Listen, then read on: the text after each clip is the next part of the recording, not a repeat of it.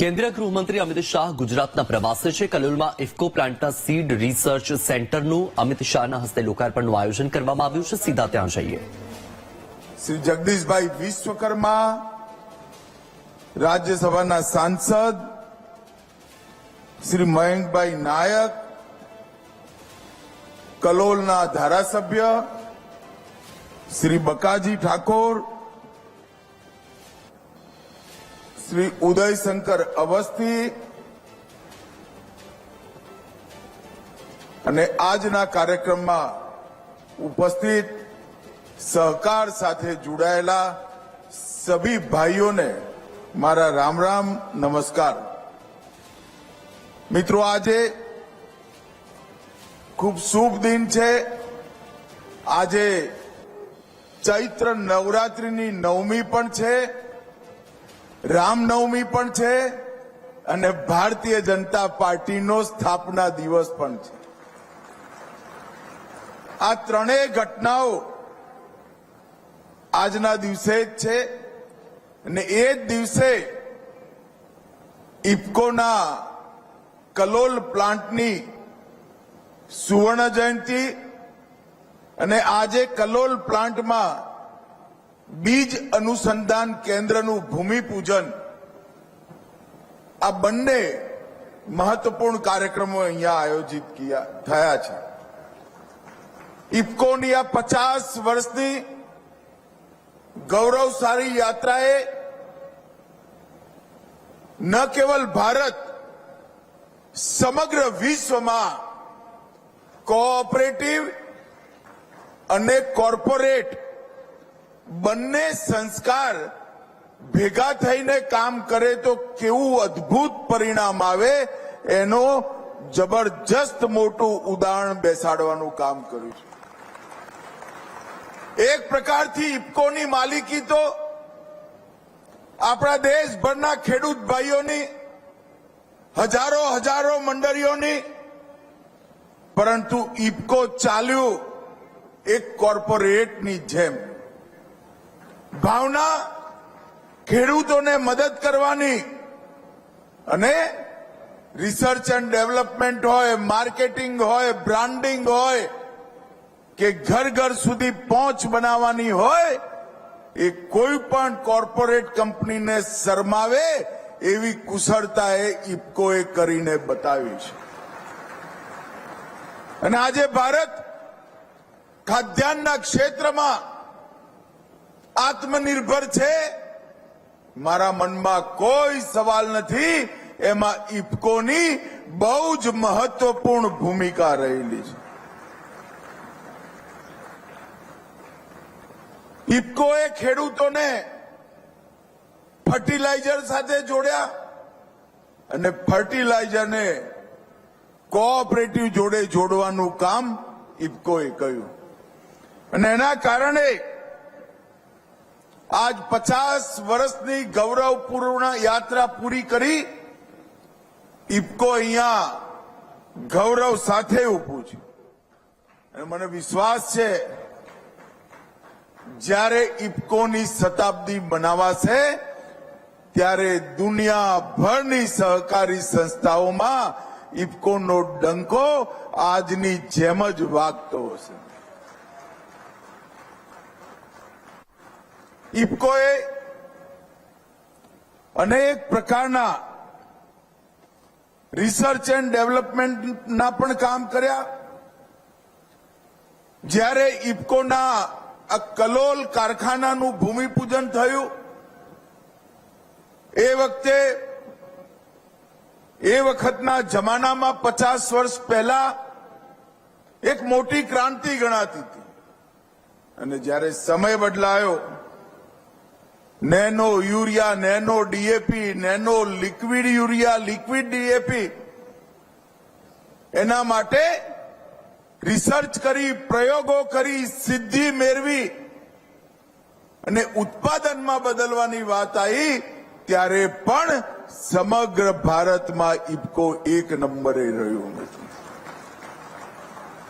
હું બરોબર આ પ્રક્રિયા સાથે પૂછતાછ કરતો રહેતો હતો। શ્રી અવસ્થી અહીંયા બેઠા છે, અવસ્થીજીની દૂરંદેશી અને સાતત્યપૂર્ણ ફોલોઅપના કારણે આજે ઇફકો નેનો યુરિયા અને ઇફકો નેનો ડીએપી સમગ્ર વિશ્વની અંદર ભારતના કોઓપરેટિવ ક્ષેત્રની ધાક પહોંચાડવાનું કામ કર્યું છે. અને ઇફકોના નેનો યુરિયા અને નેનો ડીએપી આજે વિશ્વભરમાં પહોંચતા થયા છે. ઇફકોએ ક્ષમતા પણ વધારી, ઇફકોએ ખેડૂતના ખેતર સુધી રીચ પણ વધારી, પહોંચ પણ વધારી અને ઇફકોએ R&D કરી આધુનિકતાને લેબોરેટરીની અંદર જે પ્રયોગો થતા હતા એને લેન્ડ સુધી, ખેતરની જમીન સુધી પહોંચાડવાનું કામ ઇફકોએ કર્યું છે. અને આજે અહીંયા બીજ અનુસંધાન કેન્દ્રની સ્થાપના થઈ. મિત્રો, નરેન્દ્ર મોદીજીએ સમાજ જીવનના દરેક ક્ષેત્રની અંદર નવી શરૂઆતો કરી. આપણે સૌ કોઓપરેટિવ સાથે જોડાયેલા કાર્યકર્તાઓ છે. 75 વર્ષથી સહકારિતા મંત્રાલય સ્વતંત્ર બનવું જોઈએ. દેશની આવડી મોટી કોઓપરેટિવ મુવમેન્ટ ન ધણિયાતી પડી હતી. એને સ્ટ્રક્ચર કરવાનું, એનો આવતા વર્ષોનો વિકાસનો કાર્યક્રમ બનાવવાનો, એનું પોષણ કરવાનું. કોર્પોરેટના જમાનામાં કોઓપરેટિવને અન્યાય થતો હોય તો એની સામે અવાજ ઉઠાવી અન્યાય સમાપ્ત કરવાનું. જ્યાં સુધી મંત્રાલય ના થાય સંભવ જ ના હોય. કોઈ નતું સાંભળતું ભાઈઓ. અને હું સૌ સહકારી ભાઈઓ બહેનોને કહેવા માંગુ છું, આપણા જ નરેન્દ્રભાઈએ સ્વતંત્ર સહકારિતા મંત્રાલય ભારત સરકારમાં સ્થાપવાનો નિર્ણય કર્યો. અને નિર્ણયની સાથે જ લગભગ 62 અભૂતપૂર્વ એક પછી એક કદમ ઉઠાયા. હમણાં જ ત્રિભુવન કાકાના નામે ત્રિભુવન સહકારી યુનિવર્સિટી સ્થાપી. કોંગ્રેસ તો સ્વભાવ પ્રમાણે વિરોધ કર્યો. ત્રિભુવન કાકાનું નામ કેમ રાખ્યું? મેં સંસદમાં કહ્યું, એલા શરમાઓ, જરા શરમાઓ. ત્રિભુવન કાકા આખી જિંદગી કોંગ્રેસી રહ્યા અને તમે કોંગ્રેસીઓ એનો વિરોધ કરો છો. ત્યારે એમને ખબર જ નથી કે ત્રિભુવન કાકા કોંગ્રેસના નેતા હતા. પરંતુ નરેન્દ્રભાઈ, કોણ કોંગ્રેસ, કોણ ભાજપ, એની જગ્યાએ કોનું કેટલું યોગદાન એ જોઈ આ દેશ ચલાવવા વાળો નેતા છે.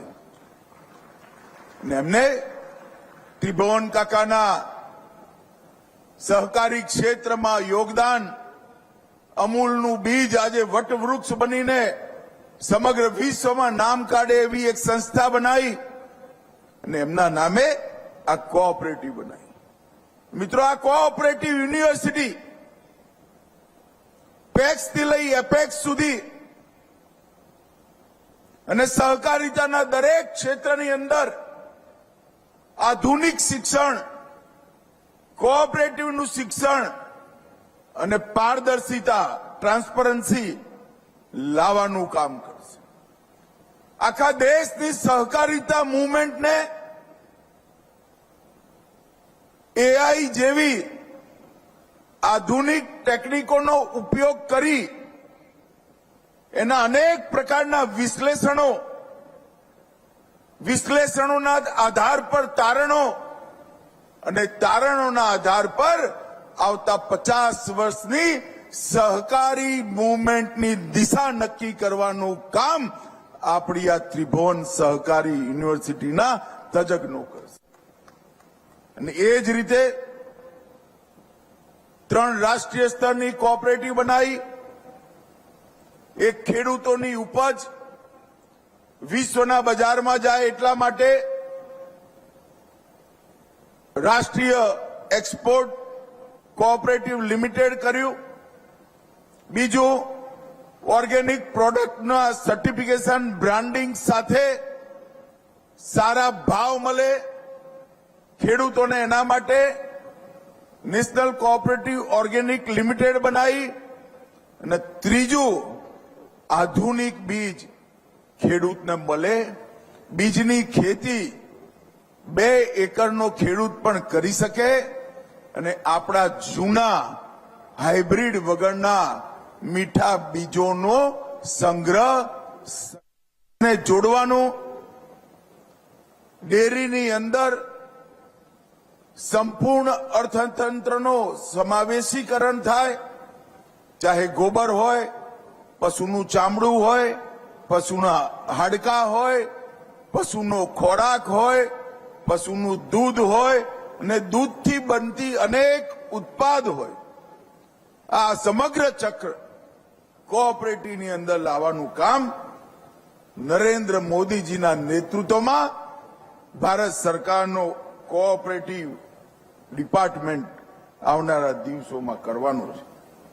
આજે ઇફકો કંડલા, કલોલ, ફૂલપુર, આમલા અને પરાદીપ 3 રાજ્યોમાં 5 જગ્યાએ ઉત્પાદન ઇફકોનું થાય છે અને આપણે ખાતરના ક્ષેત્રમાં આત્મનિર્ભર બન્યા છે.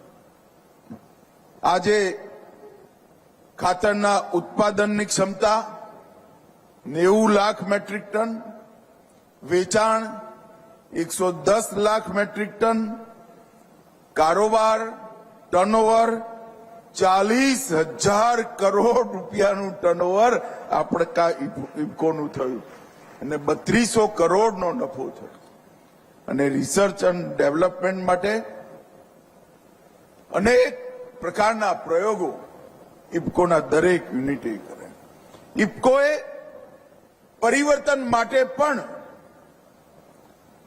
ઘણો પ્રયાસ કર્યો અને આ 50 વર્ષમાં કેમિકલ ફર્ટિલાઇઝરથી નેનો ફર્ટિલાઇઝર, બાયો ફર્ટિલાઇઝર સુધીની યાત્રા ઇફકોના તત્વાધાનમાં થઈ.